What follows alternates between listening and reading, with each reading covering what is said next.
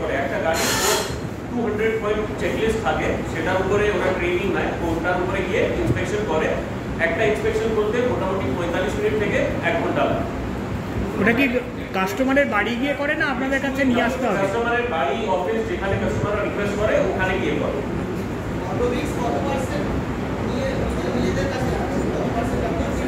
Transaction ফিস রাখি, transaction ফিস হচ্ছে 2%, seller থেকে 2% বায়ার।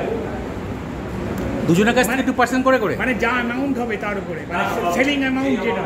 এটাতে কি হয়, ট্রান্সপারেন্সি থাকে, সেলার জানতে পারছে, সেলারকে আমরা কিন্তু অপশন জার্নিতে পার্টিসিপেট করতে দিচ্ছি, ও দেখতে পাচ্ছে ওর অপশনে, ওর গাড়ি অপশনে যখন উঠেছে কটা গাড়ি বিডস এসছে, 10খানা বিডস এসছে, কীরকম বিডস এসছে, যেটা হাইয়েস্ট বিড তাহলে ও বুঝে যাচ্ছে যে এটাই ম্যাক্সিমাম প্রাইস না, তো ওর উপরেও ফাইনালি ডিল করলে আমাদের ট্রানজাকশন ফিস। রেটটাকে ফিক্স করেছে, গাড়িটার যে কি ভ্যালু, সেই ভ্যালুটাকে ফিক্স করে অপশনে বিডিং হয়, সেই হিসাবে যত ম্যাক্সিমাম বিড এসছে, একটা গাড়ি আপনার আছে, আপনি প্ল্যাটফর্মে দিলেন, সেখানে আপনি দেখলেন 10খানা বিড এসছে, ম্যাক্সিমাম বিড এসছে 4 লাখ টাকা, তো সেই হিসাবে এবার আপনি যদি ওই দামে বিক্রি করতে রাজি হন তখন ট্রানজাকশনটা মিনিমাম বিট বলে কিছু থাকে না, মিনিমাম বিড থাকে। আমরা যখন একটা গাড়ি ইন্সপেক্ট করি আমাদের একটা প্রাইস ডিসকভারি করা হয় যে এই গাড়ির মিনিমাম এত দাম হওয়া উচিত, সেটা হয় ফ্লোর প্রাইস, সেটাকে বলা হয় ফ্লোর প্রাইস, ওখান থেকে আপনার বিডিং চালু হয়। যে পারচেজটা কি ক্যাশে করতে হবে না ব্যাংক ফাইন্যান্স? না, মানে পারচেজটা আপনার শুধু ট্রানজাকশন ব্যাংক লোন দিয়ে,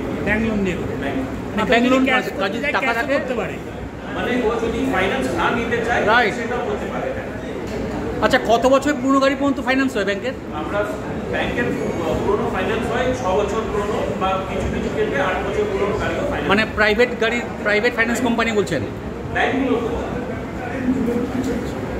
$1.33 মার্কেট বিলিয়ন টার্নওভার হয়েছে সেকেন্ড হ্যান্ড গাড়ি, যেটা প্রায় 3-4 গুণ বেশি।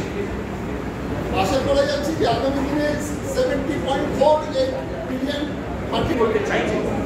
এবার নতুন গাড়ি বিক্রি করার জন্য ওরা এক্সচেঞ্জের একটা মিডিয়াম দিচ্ছে যে আপনি এক্সচেঞ্জ করুন, তাহলে আমাদের নতুন গাড়ি বেশি বিক্রি হবে।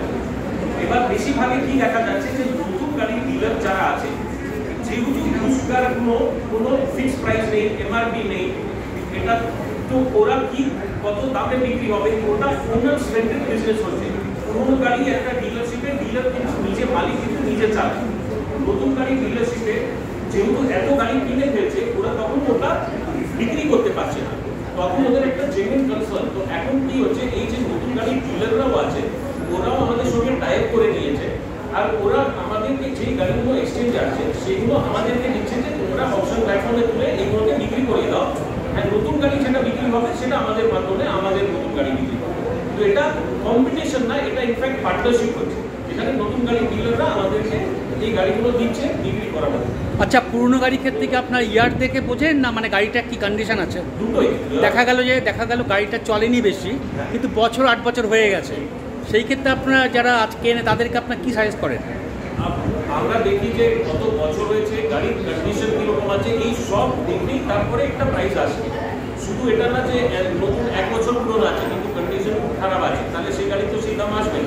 আর যদি 10 বছর পুরনো থাকে কিন্তু কন্ডিশন খুব ভালো, তাহলে সেই দাম বেশি আসবে। সেই জন্যই দুটো গাড়ির দাম কোনোদিনই থাকবে না। দুটো 10 বছর পুরনো গাড়ির দামও কিন্তু আলাদা, অনেক আলাদা থাকতে পারে। কজন ওনার ছিল এর আগে, 1জন ওনার বা 2জন ওনার, তার উপরেও মানে যত ওনার বাড়ে তত আপনার দাম কমবে। বিট প্রাইসটা কি বলি যে এই গাড়ির মিনিমাম এত দাম হওয়া উচিত, দেখলাম সেখান থেকে চালু হবে, তারপরে যখন আর সেলার তখনই বিক্রি করবে যখন যে ওর হাইয়েস্ট রেটেও রাজি হচ্ছে,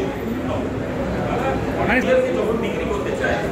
এবার আপনি কোন ডিলারের কাছে যাবেন, আপনার বাড়ির হয়তো 3-4 কিলোমিটার রেডিয়াসে যে ডিলার থাকবে, সেই ডিলার কিন্তু সবসময় ম্যাক্সিমাম প্রাইস দিতে পারবে না। কেন, ওই ডিলারের ধরুন এক রকমের গাড়ির দরকার, কিংবা 10 বছর পুরনো গাড়ি তো নেবে না।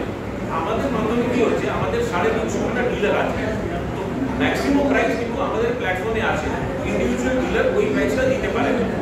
একটা সেলার যখন বিক্রি করতে যায় ও অপশন প্ল্যাটফর্মে ফেললে সবসময় বেশি প্রাইস করে। আরেকটা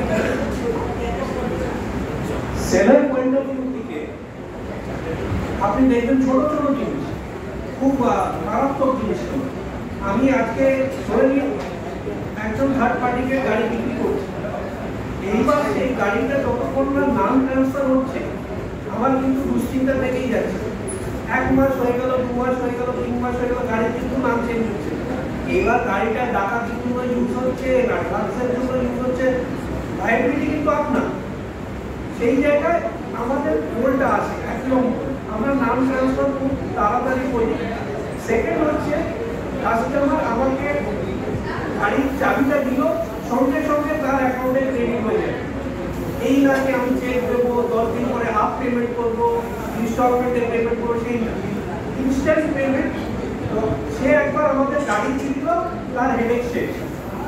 না, কয়েকদিন আগে একটা কেস ঘটেছিল, মার্ডার কেস, গাড়ি নাম চেঞ্জ হয়নি।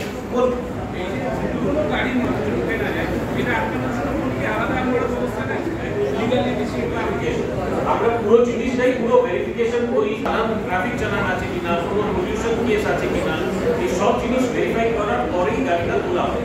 আর আমরা তোলার সঙ্গে সঙ্গে লালবাজার একটা ইনফরমেশনও করা হয় যে এই গাড়িটা কাস্টমার বিক্রি করে দিয়েছে, অন্যজন কিনছে, যেহেতু তাহলে অন্য যে বিক্রি করছে কোনো অসুবিধা যেন না হয়। যে আছে টায়ারের লাইফ কত আছে সেই মিটার থাকে, সেটা দেখায়। পেইন্ট মিটার থাকে, পেইন্ট মিটারে দেখায় যে এটা অরিজিনাল পেইন্ট বা কত স্ক্র্যাচের ডেপথ কত আছে, ওই সব দেখায়। আর পুরো যত কম্পোনেন্ট আছে তার পুরো মানে ডিটেইল ইন্সপেকশন রিপোর্ট থাকে। আর তাছাড়া আমাদের একটা ভ্যালিডেশন থাকে, সার্টিফিকেশন থাকে, যেখানে যদি ডিলার ওটাকে দেখা যায় যে এটা ইন্সপেকশন রিপোর্টের সঙ্গে মিসম্যাচ আছে, তাহলে সেই জন্য আমরা দায়ী, আমরা ওটাকে কম্পেনসেশন